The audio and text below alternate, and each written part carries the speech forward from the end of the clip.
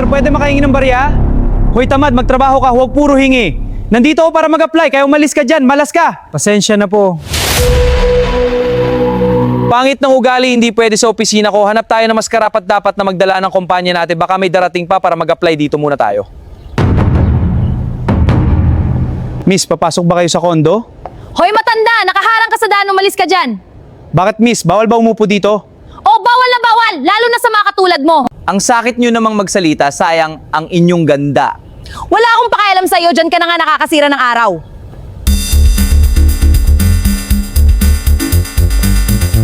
Nakakapanginayang maganda sana sa panlabas pero napakapangit naman ng puso. Makakakita kaya tayo dito na mas karapat-dapat para sa kumpanya. Kuya, bakit parang malungkot kayo? Gutom po ba kayo? Opo sir, gutom na talaga ako.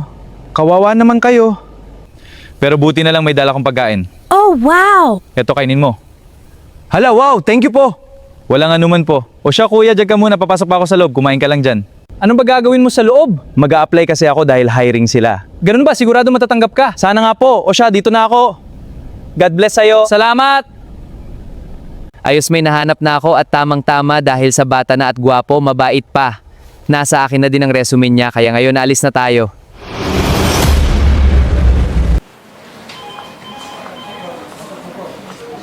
Miss, mag-a-apply ka rin ba? Oo, ikaw rin ba? Oo, miss, kaya galingin natin para makuha tayong dalawa. Nagpapatawa ka ba? Manager ang hanap nila dito sa company, kaya malamang isa lang kukunin nila at ako yun. Wow, kampante masyado kang tiwala sa sarili. Talaga. Kung ganun, pagaling na lang tayo. Bahala ka sa buhay mo. Miss, nag-a-apply din ba kayo? Oo, bakit? Mag-a-apply din kasi ako. Hoy pre, bawal dito mag-apply ng delivery boy, umalis ka dito! Mawalang galang na pero hindi delivery boy ang ina-applyan ko kundi manager. Ang kapal din ng pagmumukha mo. Tingnan mo nga ang itsura mo. Wala kang lugar dito, hitsura mo palang bagsak na dahil mukhang mahirap ka. Bahala kayo dyan. Hala, ang kapal talaga ng pagmumukha niya. Hayaan mo siya. Nagpapagod lang siya.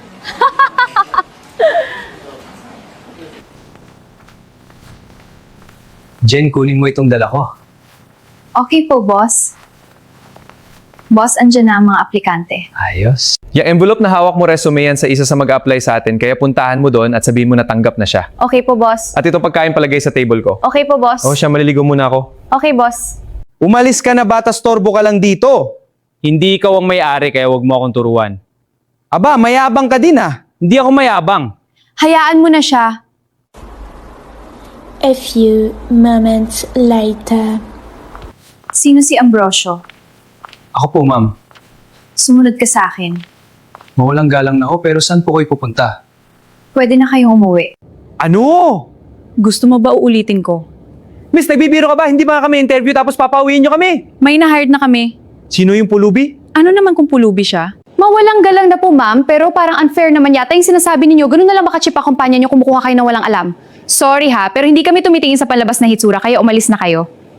Hoy miss, nairita na ako sa iyo ha. Sanang boss niyo pinapahinan niyo kami sa harapan ng mahirap kaya dapat managot kayo nito. Ano po ang pinagsasabi nyo? Dapat lang talaga hindi kayo natanggap kasi ang papangit na mga ugali. Anong sabihin mo? Wala kang karapatang husgahan ako. Anong kaguluhan to? Ikaw ang boss! Ako nga! Boss, parang awan nyo na. Bigyan nyo kami ng chance. Masyado kayong mapanghusga. Dahil lang ba sa hitsura ng tao, kaya ganyan kayo mataas ang tingin sa sarili. Kaya ako ginawa ang ganong experiment para masubok kung talagang karapat-dapat pa talaga kayo, pero doon pa lang hindi na kayo pasado. Umalis na kayo. Good job, boy. Ayos ba? Ikaw na ngayon ang bagong manager. Hindi ako makapaniwala. Ikaw pala ang boss.